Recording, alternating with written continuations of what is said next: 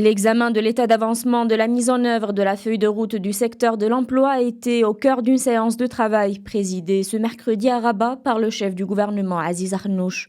Cette rencontre était une occasion de présenter l'ensemble des mesures pratiques visant à relancer l'emploi. Au cours de cette réunion, le chef du gouvernement a souligné la mise en place d'un système de gouvernance qui vise à contribuer à la coordination des interventions des différents secteurs concernés.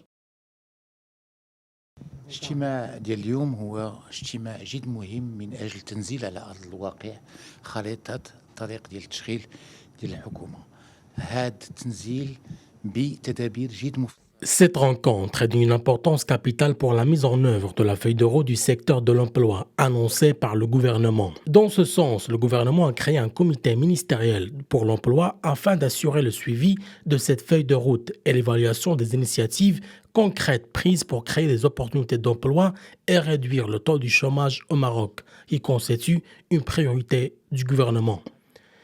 Tous les secteurs ministériels concernés travaillent en étroite collaboration afin d'intégrer des politiques actives de l'emploi dans un programme unifié qui encourage la création d'emplois pour les jeunes marocains. تثمين كل الفرص المتاحة باش نقويو القدرة ديال الاقتصاد ديال بلادنا لخلق فرص الشغل للشابات والشباب المغاربة. Pour la première fois dans l'histoire des politiques de l'emploi dans le pays, nous sommes dans une logique où chaque département ministériel productif, à savoir l'industrie, le tourisme, l'investissement lui-même, l'artisanat, le commerce extérieur, sont responsabilisés par rapport à des chiffres précis. Et l'idée aujourd'hui, c'était de voir quelles étaient les contraintes qui faisait que l'acte d'investir n'était pas forcément générateur d'emplois stables, suffisants, comme on le souhaite. Donc effectivement, nous avons identifié un certain nombre de sujets précis sur lesquels il y a des actions précises. Parce que, en fin de compte, créer des emplois à partir des investissements ne passe pas seulement par les incentives, par le fait, je dirais, de donner des aides.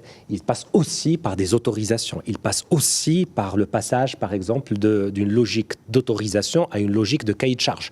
Donc il faut décomplexer l'action de chaque entrepreneur pour qu'il puisse d'abord que son projet d'investissement voit le jour et derrière qu'il puisse créer des emplois. Donc c'est le genre de sujet que nous avons débattu, en plus de grandes questions comme le financement de la TPME, en pointant de façon précise le type de problème rencontré par des entreprises avec un listing à ce sujet-là. Notons que la feuille de route pour l'emploi propose 8 initiatives concrètes pour stimuler l'emploi et réduire le chômage, dont le soutien aux micro, petites et moyennes entreprises, la promotion des politiques actives de l'emploi et la réduction des pertes d'emploi dans le secteur agricole.